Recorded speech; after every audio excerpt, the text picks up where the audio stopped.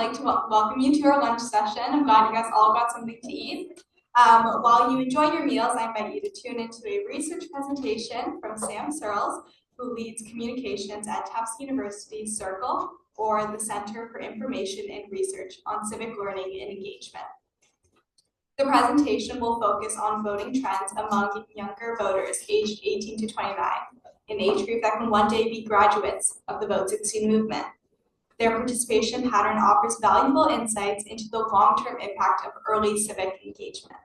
So I ask that you keep conversations to a minimum during the presentation so everyone can fully engage with the material, and there'll be time for questions and discussion right after the remarks. Thank you.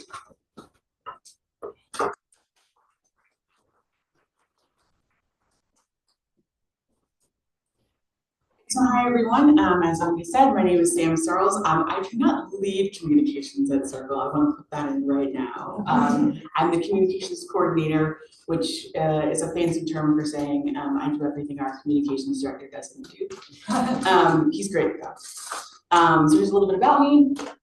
I joined Circle last year. I graduated from Suffolk, so right around the corner. Very used to this whole downtown crossing area. My background's in journalism. But before that, I reported on gun violence prevention for WHYY, which is the NPR affiliate in Philadelphia. And I've also interned with New Hampshire Public Radio. But before all of that, I was on the Legislative Youth Advisory Council for the state of New Hampshire, which is where I grew up. So I've long had an interest in civic engagement. And so this position, when I saw the application open up for it, kind of married all those things together, which was pretty great. All right, so first off, just show of hands, who's heard of Circle? Okay, of those hands, who knows what Circle is about? Because those are two different things. See, significantly less people, and that's okay. That's okay, that's what I'm here for. So Circle is a nonpartisan research center on young people civic engagement. We are based out of Tufts, so a lot of us are in office on the Medford campus. We definitely want to highlight that we are a nonpartisan group. So the research that we do can be used by anyone, for anyone, but we are focusing specifically on young people. You'll notice that we look at voter participation, civic education, youth in the media, youth polling. Shout out Harvard, where are you? There we go. We use the Harvard We Poll all the time. Thank you so much. Youth leadership and political homes, which is a term I will come back to in a little bit. All right, so the way that we work is that we are very, very big on partnerships. So we work a lot with Generation Citizen, we work a lot with Vote16, we work a lot with various groups that are working towards similar efforts. And our partnerships are definitely a thing that set us apart in that way. And they're very valuable to us. Like none of the work that we do would be as important if we weren't hearing from people on the ground who are using it, needing it, and asking us to do other things and make adjustments to better represent young people. All right, so we're going to start with a little game. This is 2 lies and a truth. So you'll see a couple of different options here. Number 1, the yellow, youth voter turnout in 2024 was one of the lowest in the past 50 years. That's number 1. Number 2, abortion and foreign policy were the top issues for youth in 2024. And then number 3, the majority of youth value the basic principles of democracy. So we're going to come back to those later. You can think about it now, but just remember that there are 2 lies in here and 1 truth. All right, so when we talk about Gen Z, I'm one of the people who's an elder Gen Z, which is a weird thing to say. But if we look at Gen Z, we're looking at a group that's in this kind of 18 to 26 range, 18 to 28 rather. And most of those voters, most of those young people who are eligible voters are very diverse. We're talking about 41 million people who were eligible to vote in 2024, 45% were youth of color, 40% have no college experience. That's very important. I think it's very easy in Boston, New England to kind of hunker down on this, you know, young people equal student thing because there's as many colleges here as there are Dunkin' Donuts, but that is not the case. 40% of young voters have no college experience at all. 21% identify as LGBTQ+, and 30% have a parent born outside of the US. So that's a broader look if we're looking at when we talk about this most diverse generation in US history. But we have to remember that when we're looking at this group, young people are not a monolith and cannot be treated as such, which is why we do such vast and in-depth polling and getting answers from different partners on the ground as much as we can. All right, so in 2024, we definitely saw a shift in the youth vote. I'm sure you've heard all sorts of different numbers and statistics on this. Our best estimates is that there was a shift in partisan lead. So if we're looking at 2020, we saw 61% of voters 18 to 29 lean Democrat, 36 lean Republican, and then a smaller percentage other. Now, keeping in mind 4 years later, this is a shift in the age groups. We have some new people who've aged in and some people who have aged out. But we saw a shift, 51% leaning Democrat, 47 Republican, and then a smaller, significantly smaller group in the other category. When we look at the differences in vote choice by race and gender, this is kind of the in-depth reporting that we do on different voting. We see that we have a majority of young white men voting for President Trump. We have a majority of young Black men voting for Kamala Harris. We can kind of go through different age and racial groups to look at different turnouts. But you'll notice again, there's very big differences between race. Youth are not a monolith, and we've got some differences between 2024 and 2020. Give everyone a few more seconds to look at that. And all of these, I should mention, are on our website, so they're easy to find. All right, when we look at 2024 youth turnout, here we go. This is answering one of our lies, one of our truths, perhaps. We can see in 2016, 39% of voters 18 to 29 turned out. In 2020, we had about 50%, and in 2024, 47%. That is not a huge difference between 2020 and 2024. And we also point out that 2020 was kind of a weird year. I don't remember if I don't know if you guys remember, but there was a whole pandemic and there was a lot of stuff going on. But what the pandemic did was actually increase voter input in ways that were not in person. So we had the increase of mail-in voting, of drop-off ballots, things like that, which are used by young people quite often, and we have data on that on our website as well. Again, we're not in the business of doing much on this group voted for this candidate this year or not. We're looking more at whether or not you voted at all. And so 2020, while a historic high, 2024 seeing that a lot of those pandemic era facilitative election laws had shifted, seeing that it's only a 3% drop is not bad. So that is a myth that we have just busted, that youth turnout was horrible. No, it wasn't. All right, when we look at youth voter turnout historically, this is starting in 1971 when the right to vote was dropped to 18. We can see that turnout historically has kind of gone up and down. But what we can say in general is that it's not bad. Younger groups vote at lesser rates than older ones, yes, but turnout consistently when it starts at a young age, as many of us were talking about earlier, is a good sign. If you'll notice that there are slightly different numbers in this graph and there are on some of the other ones on our website, because this one comes from the voter file versus the census, so those numbers are a little bit different, but in general, they're pretty good. 2024 was a top 5 turnout in the last 50 years. So we're doing all right. I do need to talk about Massachusetts though, because while most states in New England were all right, all things considered, Massachusetts did have a 7% drop from 2020 to 2024. You'll notice that that's bigger than the national average of a 3% drop. So it's something to keep an eye on.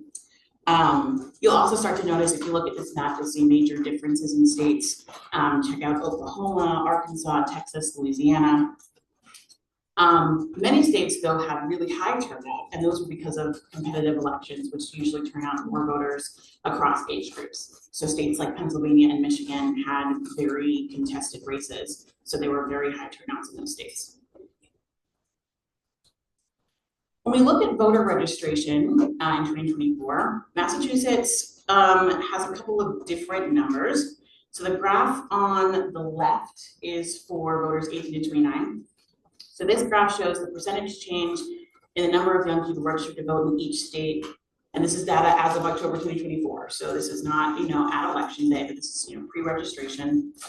And you can see that Massachusetts has about a -1% over between 2020, which is not horrible.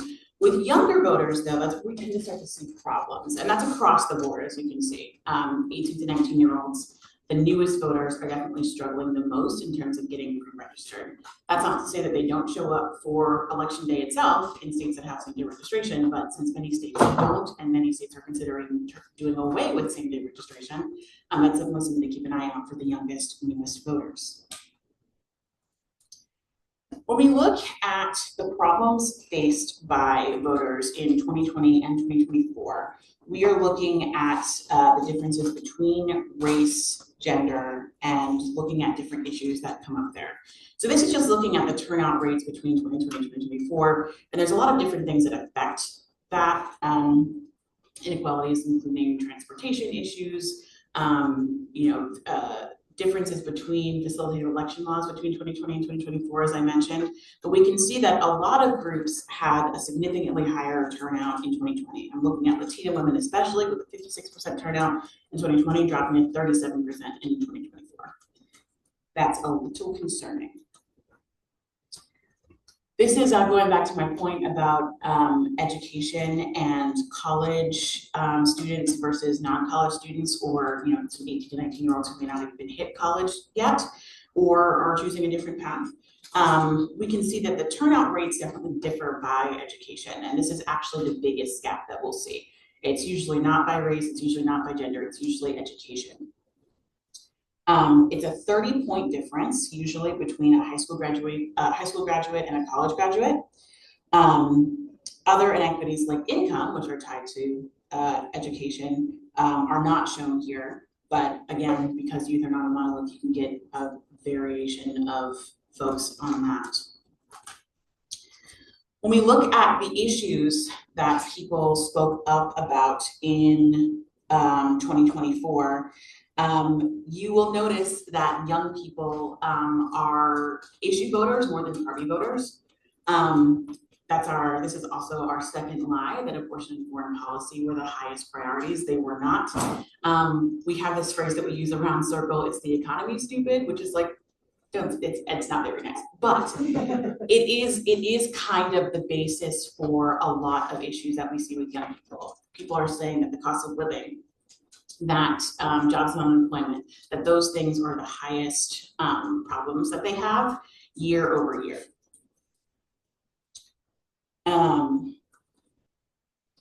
Student debt, I should also point out, is kind of a footnote in the purple slide on the left here. It's at about 6% because, again, a young person is not necessarily a student. So that may be included for some people in their cost of living. It's a little bit, hard to gauge sometimes, but for most people, they are not considering student loan debt. So that's something to definitely point out. But definitely looking at these, you see the top 4 issues are usually something that has to do with healthcare or jobs and unemployment or cost of living or inflation, something like that. When we talk about barriers that people have to voting, we're often looking at what we call motivational or structural barriers. A structural barrier is you don't have transit to get to your polling location. But a motivational barrier is a problem with, it's not important to you, something like not liking the candidates. So those things are different. When we look at this, we do find that not liking the candidates was the most common issue for 2024, but that's still just 1 in 4 people. If you combine it with someone feeling like the election is not important to them, then it's still less than half. The other half is various structural barriers, which include a lack of access to information or problems with logistics in voting itself. But the 2 key structural barriers that we see the most are struggling financially and having a lack of info or contact with a candidate, with a party, with people who are running the election itself. The newest eligible voters usually have the lowest turnout, which is another reason why starting voting as early as possible can help kind of build that runway. As we see in 2020, 18 to 19-year-olds voted at 46%, whereas 18 to 29-year-olds voted at 50%. In 2024, those numbers dipped a little bit. 2024 turnout for 18 to 19-year-olds was 41%, and in 2024, 18 to 29-year-olds was 47%. So that turnout gap is a little tricky to look at across all states because some states don't give us age when they look at voter records, but in general, we can be pretty confident about these numbers. Before the election, in our pre-election work, we warned that voter participation for 18 to 19-year-olds could be a challenge given what we saw in voter registration records, as I showed you a few slides ago, for that same age group. Anya was a member of our Learning Leaders community at Circle, and she co-authored a really great post for us about youth expertise and insufficient representation hurting youth civic engagement.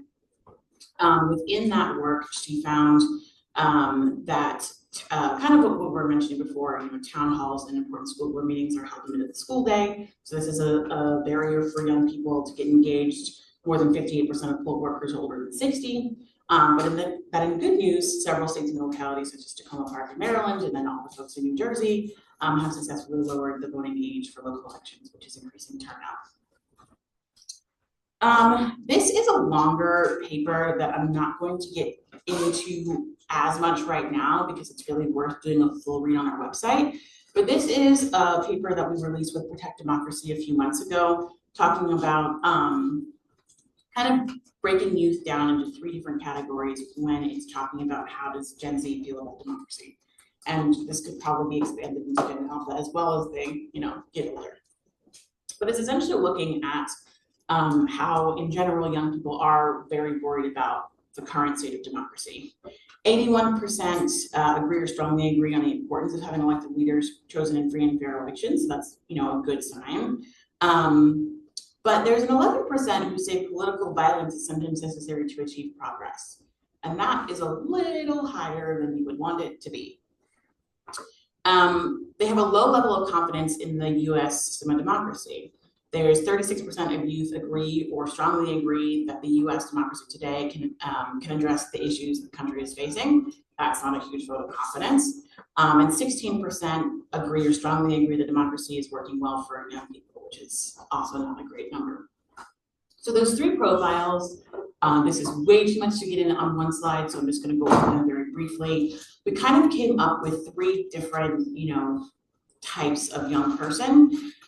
We have someone who has passive appreciation. This is someone with high support for democratic principles and practices, high levels of trust, but low levels of taking political action, perhaps due to complacency with the status quo. So there's a little bit of a mix there.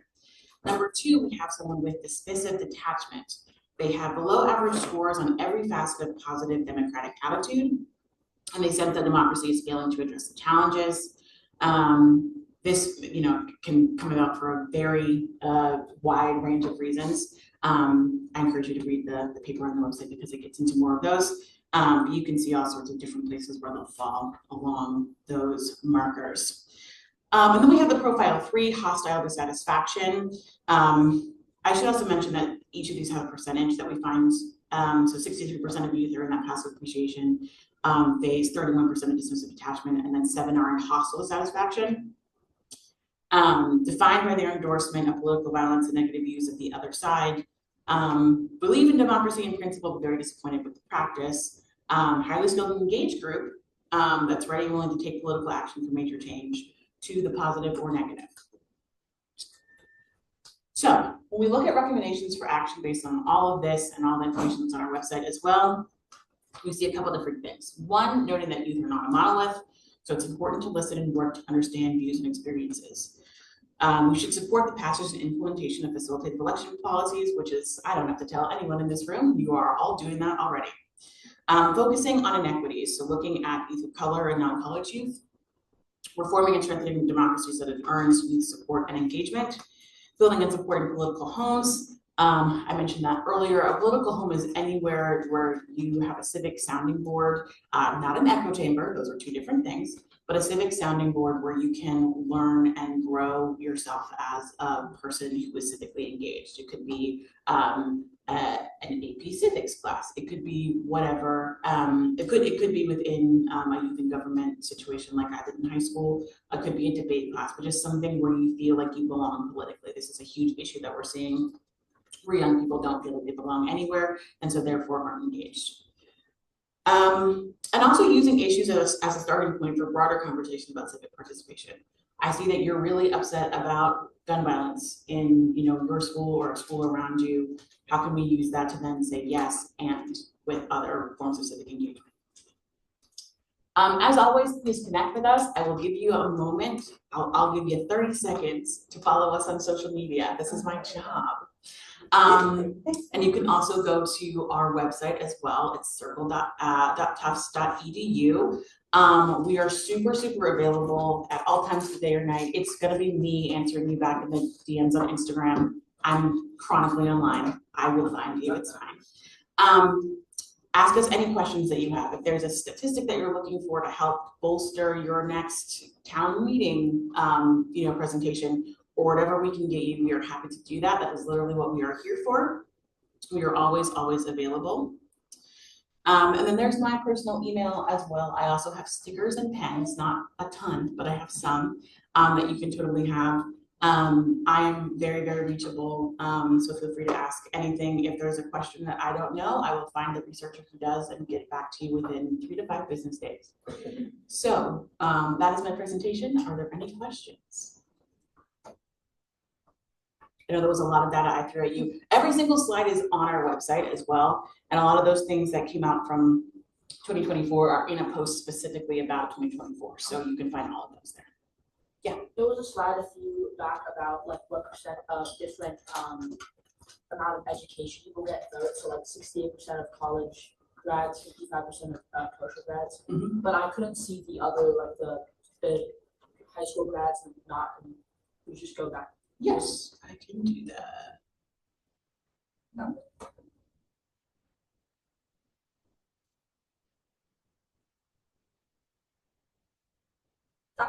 This one? Yeah. Okay. Yeah, so we have less than high school or equivalent, some college or a bachelor's degree or higher. So this is looking at the historical context for which group voted at what rate between 1972 and 2024. So there's a lot of different data points in there. I'll also say too that never look at a midterm to gauge youth voter engagement because no one votes in midterms across age groups. So don't ever do that. Definitely pay attention to the big 4-year things. We should be working to fix that across all age groups. But in general, don't look at 2022 data, look at 2024, look at 2020. Does that answer your question? Yeah. Yes. You had a slide that looked at the gender gap and racial gap together. Yes. And I know that the gender gap is real. Men tend to vote more conservatively than women across races. But there were a couple of different groups where the gender gap is even more pronounced. Among white men voted, that there's a much bigger gender gap there. And Latino men had a much bigger gender gap. Does your work talk at all about like why we see some of these gender gaps, or are you more focused just on who's voting? Yeah, we've definitely done some.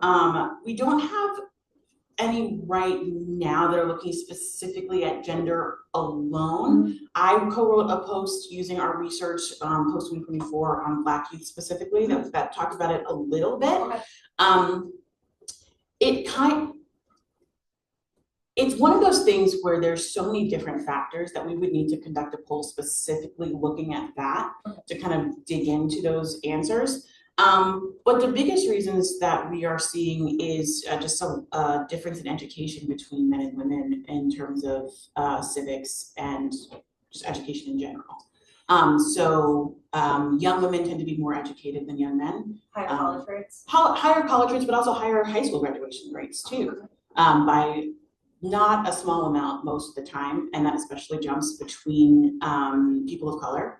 So education definitely plays a huge role. I think If you shoot me an email, I know that we were looking at a different organization's poll that did more specific work on race and gender that we cited in the Black Youth poll, and I can send that to you. Yes, John. Same slide. Mhm. To me, like when I look at this, I'm taken aback, particularly with Latino men, which was plus 42 for the Democratic candidate in 2020, and completely shifted to plus 2 to the Republican candidate. That is a significant shift. And then I look at Black men, plus 70 in 2020, only plus 28 in 2024. I think a bigger shift than Latino men. I'm doing my math right. I mean, I guess I don't really have a question other than like, when you look, I guess I do have a question. When you look at the data, what's like most shocking to you? Like, what do you think also like, accommodates for this dramatic shift in just how people voted, like their voting behavior from 20, I mean, 4 years is not that long, and I think when you have developed a political opinion and value and then you completely shift that in 4 years, just wondering what your thoughts are on that. Yeah, I think it's a lot of different things. Personally, nothing shocks me anymore. Fair enough. You know, but from a research perspective, I think a lot of what we were seeing was, you know, keep in mind, right, between 2022 and 2024, you had, you know, 4 years worth of people aging out and 4 years worth of people aging in to this 18 to 29 group. So you have a core group that's in the middle still of that age range, but you do have some new people and you do have some people who have left. So there's a difference there. But I think we're seeing a couple different things, right? It kind of goes back to our whole, it's the economy thing. I think a lot of folks platformed on both sides on, you know, this is going to fix the economy in this way, this is going to fix the economy in this way. And I think a lot of people made their decisions based on issues. You know, we hear that with young voters all the time. We see that with young voters all the time, right? So they are much more likely to vote on an issue versus a party. And if they think, you know, this candidate has the best, you know, structure for this issue that I'm looking at, I'm going to go for this versus another. The dramatic shifts are a lot to look at, but if we do look at stuff over an 8-year period or a 16-year period, we do tend to see a lot of shifts back and forth. These are some of the more dramatic ones we've seen recently, but more turnout year after year also will make these, you know, shift a little bit as well. It's not any clear answer. I wish I had a clear answer. I think that the biggest, the most important work to be able to do when we see major shifts like this is to look into where are folks getting their information from, and trying to find groups that are focusing on these groups specifically. So, you know, I had mentioned that that's one of the action items, to find groups that reach out to people of color. This issue of not having a political home, I think, also affected people a lot. So they found, you know, peers or others who were within a certain area and went along that way. I mean, I hear a lot of times, you know, I'm in the 92% of Black women who voted democratically, right? And so that in and of itself is overall, it's not just young women. But that itself is kind of a political home in itself. It's a phrase that people are using. And I feel like people looked for those in other places. So it doesn't really answer your question. No, it's hard to answer that question. Right? Yes. So I guess more of a discussion point than a question itself. It's just really interesting to see those numbers. I hate to be the downer in the room, but I think you're leaving out race. We have more white man to Black woman, and I guess my question is that, like, it's really hard to get at racism and sexism in polls, but as someone who's kind of, I guess, the end of the baby boom. I kind of keep hoping that the next generation will be better than the one before me. And I'm wondering if you have anything that sort of shows where these people are in terms of those racism, sexism, like, so I'm looking at this poll saying, oh, they're just as bad as we are, and sorry, I don't mean to be so negative. No, it's all right. I'd say that, our poll is mostly looking for, what percentage of people in this age group, in this race, in this gender voted this way. So we're not in this poll, our post-election poll, asking many questions about why as much as, how and who, right? I will say that, yeah, I mean, racism and sexism do definitely factor, but it is hard to kind of looking at these numbers that we have, find that. I think other polls that ask more qualitative questions would have those answers. What we do know is when we look at polls that other folks have done that answer those questions, we see most young people have more progressive views when it comes to race and gender overall. But again, I feel like, because we look at issues over party and other things for young people most of the time, we're seeing a lot more folks saying, yes, but, or yes, and to decide on who they vote for, especially in major elections like these. Yeah. So my question is kind of posing, so I'm not sure if you really have a study to answer it, but I feel like nowadays more than ever, I feel like you see a lot of young men kind of getting sucked into like the Joe Rogan kind of manosphere, so to say. And I'm curious if, like, statistically over the last 30 to 40 years, you'll see young men like 16 to 25 voting more conservatively, or not voting at all because they just feel like they're lonely and the system's failed them, and like the only way they can get out of it is by doing push-ups at 2 in the morning, not voting. So I'm just curious about that. Great question. We are working on studying more about that in the next, couple of years or so. It's one of those things where there's so many different factors that it's hard to tell when looking at voting data specifically, right? We do know that more youth than you would think do fact check where information is coming from. But the issue there is that, it's hard to tell where the fact checking is happening, We do know that a good amount of youth did, listen to podcasts or follow influencers. I cannot tell you how many questions we got from reporters about, did Taylor Swift have an impact or not? And while major figures like that are, things that, make the news, and, I think Vote.com had a major surge after she made an endorsement and told people to vote, encouraged people to vote. I think that the numbers were showing that most young people weren't using that as like the main catalyst to vote or not to vote. It was more, issues that they had personally. It was more what family, friends, and peers were saying. That's actually the highest point of impact for youth voters, is what family, friends, and peers are saying. It's not what a party is saying. It's not what an influencer or a podcaster is saying. So those close interpersonal relationships are really, really important for young voters. So yeah, it's a little bit of a back and forth, and it's hard to tell, but that's something that we definitely want to look at, especially because, there has been this explosion across social media. At the same time, there's also been an explosion across social media on more progressive platforms as well. So we're doing our best as we formulate questions to ask about these things, while also recognizing still it is friends, families, peers, school classes, things like that make the biggest impact when it comes to young people voting. At least this is, what they're telling us in our polling and what we see in other polling.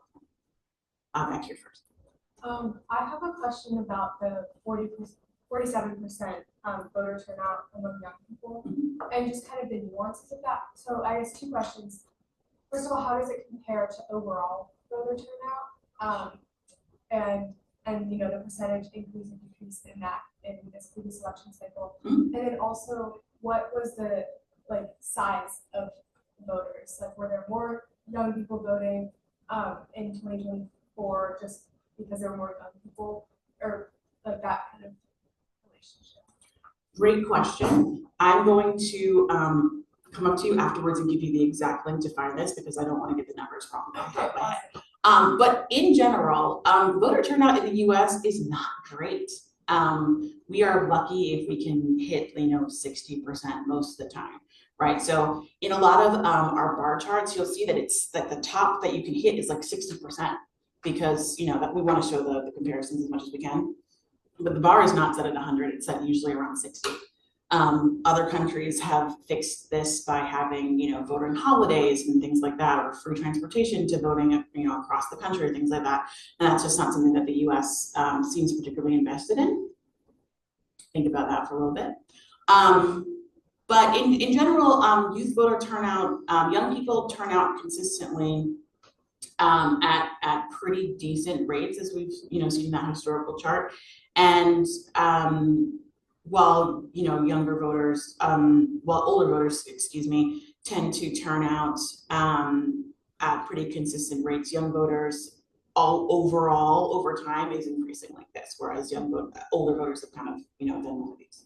Right, so there's a lot to be said for kind of giving that earlier runway, as I was talking about earlier, with programs like Vote16. There is a graphic that we have on our website that I can give you the link to as well. A really good page to use is our Dispelling Myths page that's on our website that will look at a lot of these, overall voting trends over time and give you really good answers to questions. Overall today I heard a lot of, what do you say to someone who says this? That's what that page is for. Young voters don't turn out, or young voters only vote Democrat, or young voters are only college students, or young voters are this and that. That's a really good page to answer a lot of those questions. Thank you. Mm-hmm. How much time do I mean, it's just more questions. Okay. So I'm really fascinated by this whole idea of like political efficacy and people thinking voter turnout. And we've seen a couple different charts that look at things like education rates and things like that. But again, I keep thinking about that slide we were just looking at and kind of piggybacking on what you were saying about like young men doing push-ups at 2 a.m. instead of voting. Do we?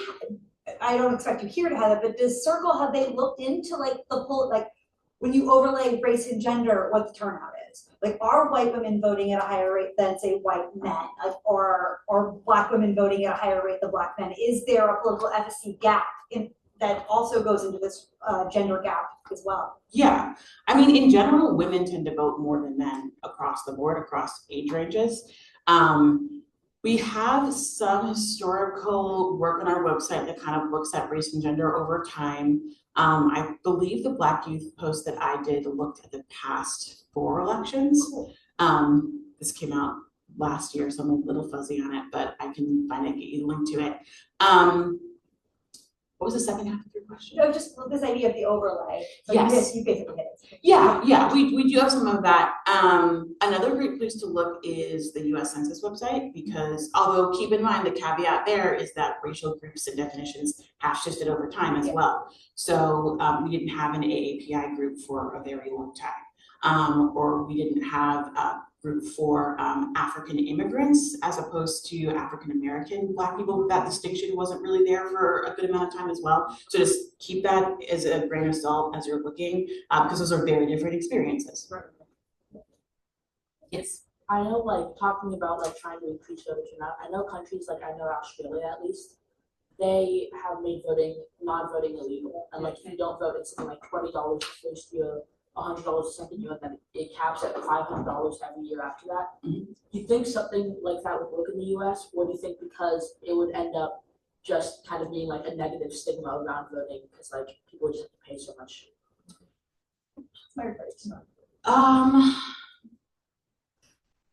That's a great question. I can see that going a bunch of different ways. Part of me is thinking, given that we have the highest mass incarceration rates in the world, that, something that's saying that not voting is illegal, I could see folks taking that and running with it, right? For better or for worse. I think that in general, though, anything that the U.S. could say tomorrow to say, what, everyone has to vote would be met by a lot of folks going, how though? You know, when we talk about those structural barriers, you know, transportation, people not being able to get time off of work, that's especially a thing that hits younger voters too. They don't have that seniority at their job to say, I will be taking 4 hours off on Tuesday, necessarily, or, you know, a school schedule, you know, might shift around. A lot of schools do give time off for voting, but not every, you know, college or high school does. And so those structural barriers, I think, would create a lot of tension if something like a federal voting holiday was to be, you know, proposed tomorrow. Not saying it's impossible, but I think that the research shows us that the structures needed to support that just are not there yet, and so there would be a ton of problems. Although, you know, something like that, if the structure was there, I think would be, you know, the research shows that the more facilitated election laws there are, the better turnout is across age ranges, but especially for young people. So the research would support that could work as long as the structures are in place to support it. Does that answer your question? Yeah. Over here first. Yes. Why do you think that the US doesn't do as much to address structural barriers as opposed to other countries? I'll say a couple different things.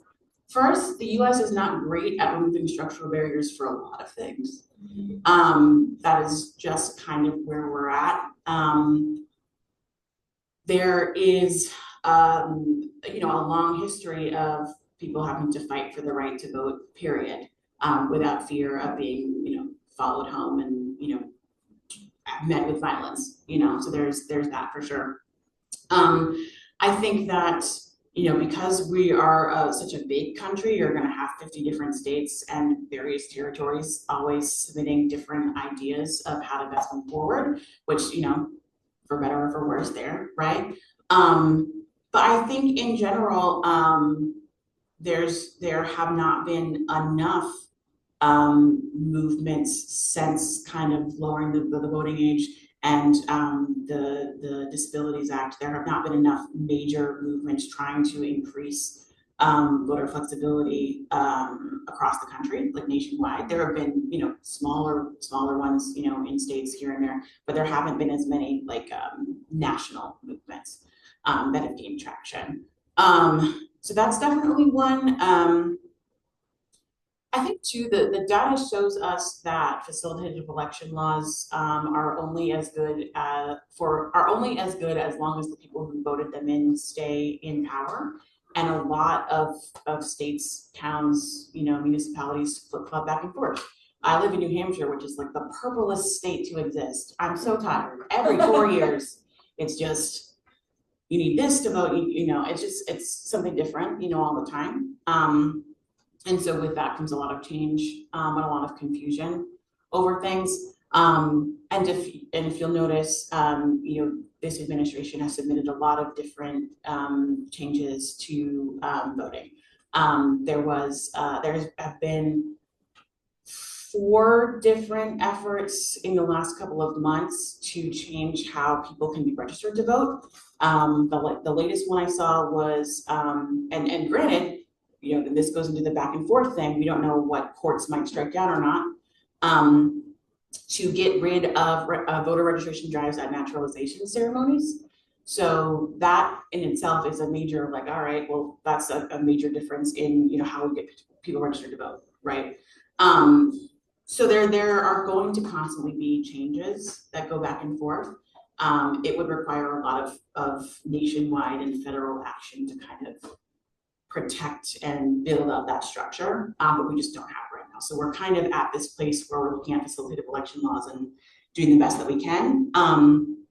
One thing that we do every year is a policy scan where we look at all the voter registration laws in every state and we say, hey, Georgia, yikes, people need to look at that perhaps. You know, it's nonpartisan, but we are saying, you know what, in general, when you get rid of things like same-day registration, that's going to hurt young voters the most.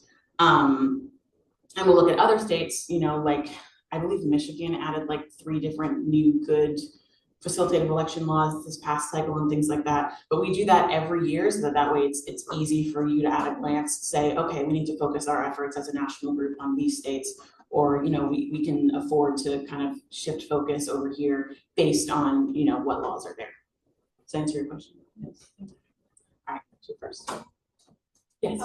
So this is a little less focused on the voter turnout.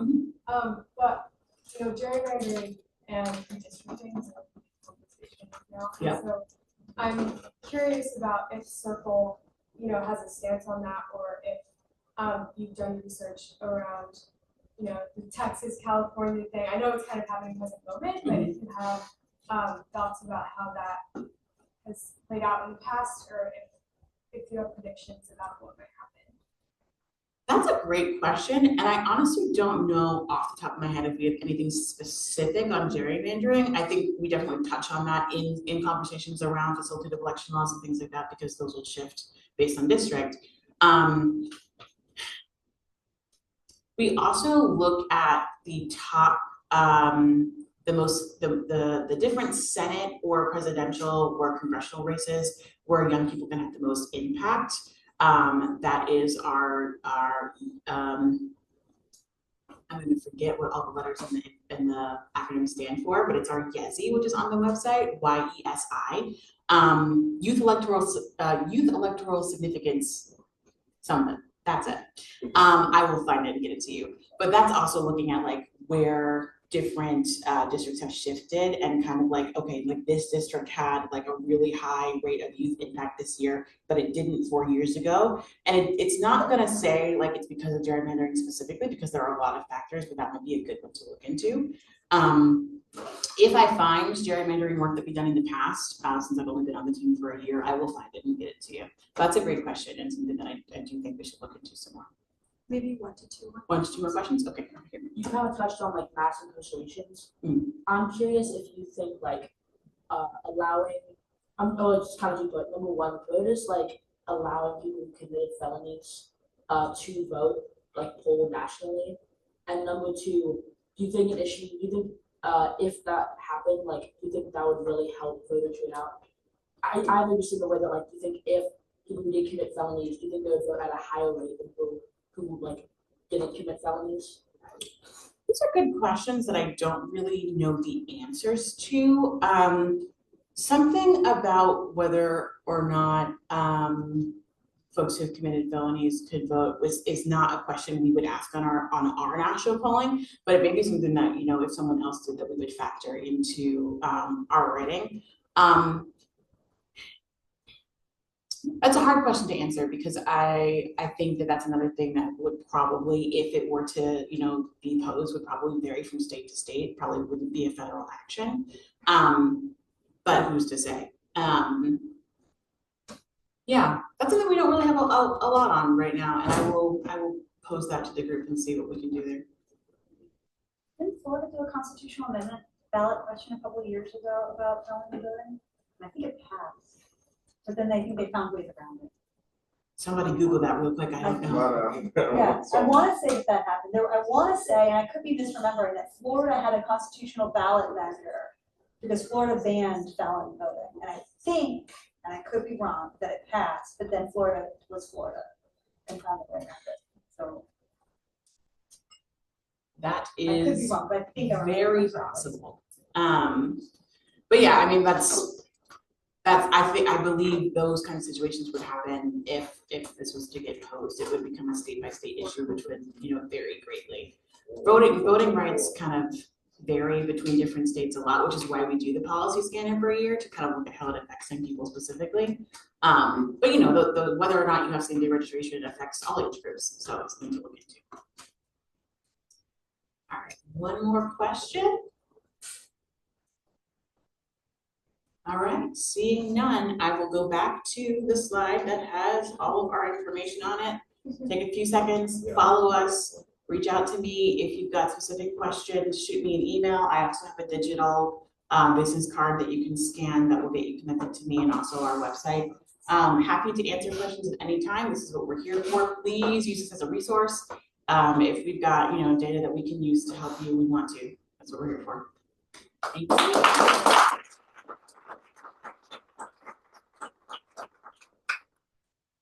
Okay. Thank you so much.